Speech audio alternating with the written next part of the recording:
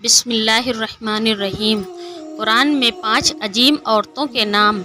یہ اسلام کی 5 بہت ہی عظیم عورتوں کے نام ہیں جن کا ذکر قرآن پاک میں کیا گیا ہے۔ قرآن پاک میں صرف حضرت مریم علیہ السلام کا ذکر نام لے کر کیا گیا ہے، جبکہ باقی کو ان کے خاندانی تعلقات کے ذریعے بلایا گیا ہے، جیسے موسیٰ علیہ السلام کی ماں اور فرعون کی بیوی۔ نمبر 1، حوا علیہ السلام۔ حوا علیہ السلام آدم علیہ السلام کی پسلی سے پیدا ہوئی تھی اور آدم علیہ السلام کی بیوی بھی تھی۔ حوا علیہ السلام وہ عورت ہیں جن کو اللہ تعالیٰ نے سب سے پہلے پیدا کیا اور انہی سے انسانیت کی زندگی کی شروعات ہوئی۔ وہ تمام انسانوں کی ماں ہیں۔ حوا علیہ السلام کی زندگی سے ہمارے لیے سبق: جب جنت میں ان سے خطا ہو گئی تو اللہ نے ان کو اور آدم علیہ السلام کو زمین پر بھیج دیا۔ اس بات کا انہیں اتنا پچھتاوا ہوا کہ ایک لمبے عرصے تک وہ اپنے گناہوں کی معافی مانگتی رہیں، جس سے پھر اللہ نے ان کو اپنی مغفرت کے سائے میں لے لیا۔ آدم علیہ السلام اور حوا علیہ السلام کی کہانی بتاتی ہے کہ کیسے اللہ ہمارے گناہوں کو معاف کرتا ہے اور ہمیں ایک نئی زندگی شروع کرنے کی امید دیتا ہے۔ ان کا پچھتاوا اور اس پر اللہ تعالیٰ سے معافی مانگنا مسلمانوں کو یہ بتانے کے لیے کافی ہے کہ ہمیشہ گناہوں سے معافی مانگتے رہیں۔ نمبر 2، ام موسیٰ علیہ السلام۔ ام موسیٰ یعنی موسیٰ علیہ السلام کی ماں، جنہوں نے موسیٰ علیہ السلام کو مصر میں فرعون کے دور میں جنم دیا، لیکن فرعون نے بچوں کے قتل کا حکم دے رکھا تھا، اس لیے اللہ تعالیٰ نے موسیٰ علیہ السلام کی ماں کو حکم دیا کہ ان کو ایک ٹوکری میں رکھ کر سمندر میں ڈال دیں۔ اللہ کے حکم کے بعد انہوں نے اپنی ممتا کو قربان کر کے اللہ کے حکم پر عمل کیا، یعنی سمندر میں ڈال دیا، اور بعد میں اللہ تعالیٰ نے موسیٰ علیہ السلام کو اپنی ماں کے پاس واپس کر دیا اور پھر وہ اللہ کے پیغمبر بنے۔ ام موسیٰ علیہ السلام کی زندگی سے سبق: ام موسیٰ علیہ السلام اسلام میں بہت اہم مقام رکھتی ہیں۔ ان کا اللہ تعالیٰ پر اتنا مضبوط یقین دنیا کی تمام عورتوں کے لیے ایک آدرش ہے۔ ان کی کہانی ہمیں اللہ پر یقین رکھنے اور ان کے حکموں پر عمل کرنے کے لیے کہتی ہے، کیونکہ دیے ہوئے حکم کے پیچھے کیا ہے یہ بھلے ہی ہم سمجھ نہ پائیں، لیکن بعد میں ہمیں پتہ چل جائے گا کہ اللہ نے ہمارے لیے کیا چنا ہے۔ نمبر 3، حضرت آسیہ، فرعون کی بیوی۔ حضرت آسیہ مصر بہت ہی ظالم بادشاہ فرعون کی بیوی تھی۔ حضرت آسیہ نے موسیٰ علیہ السلام کو سمندر کے کنارے بہتا ہوا دیکھا تو انہوں نے اپنے ہسبینڈ یعنی فرعون کو اس بات کے لیے منا لیا کہ وہ اس بچے کو اپنا بیٹا مان لے۔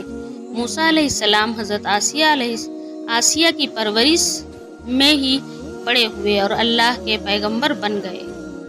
جب موسیٰ علیہ السلام نے لوگوں کو اللہ کی اور بلایا تو فرعون نے موسیٰ علیہ السلام پر یقین کرنے والوں پر ظلم کیا۔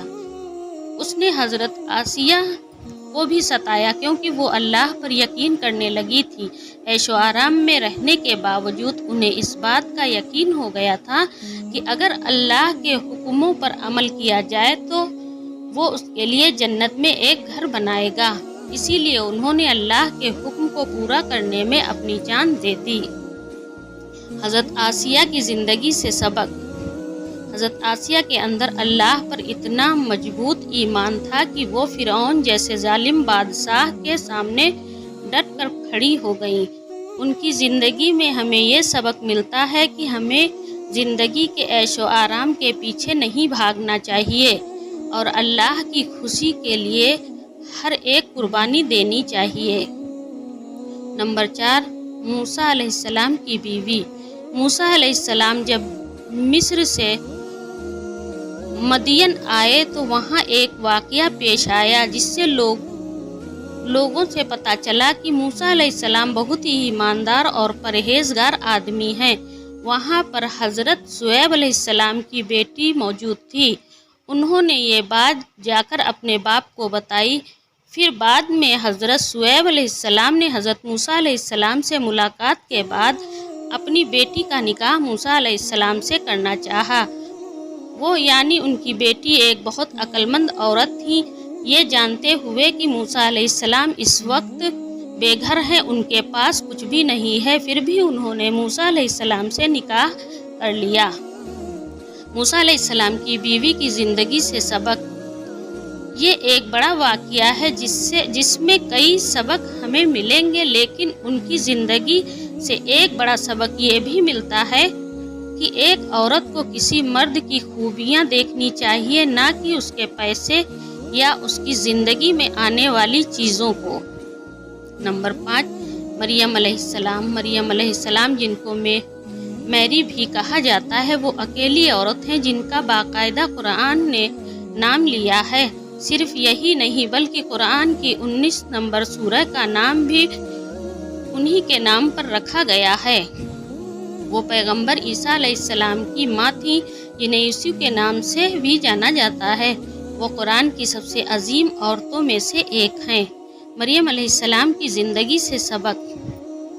عیسیٰ علیہ السلام جب پیٹ میں تھے تو وہ بہت مشکل وقت تھا، جن کو قرآن نے بھی بیان کیا ہے کہ لوگوں نے ان پر گناہ کا الزام لگایا اور بہت برا بھلا کہا، لیکن انہیں اللہ کا حکم تھا کہ خاموش رہو، تو وہ خاموش رہیں۔ پھر اللہ نے ان کو الزامات سے کیسے بری کیا، یہ جب آپ سورہ مریم پڑھیں گے تو سمجھ جائیں گے۔ تو ایسے مشکل وقت میں جب ان پر ایک بڑے گناہ کا الزام لگا، لیکن انہوں نے کوئی شکوہ نہیں کیا، بلکہ اللہ کے حکم سے اپنی خاموشی برقرار رکھی۔ اسی لیے ان کی زندگی سے ہمیں خاموش رہ کر اللہ پر بھروسہ رکھتے ہوئے مشکل وقت سے لڑنے کا سبق ملتا ہے۔ السلام علیکم۔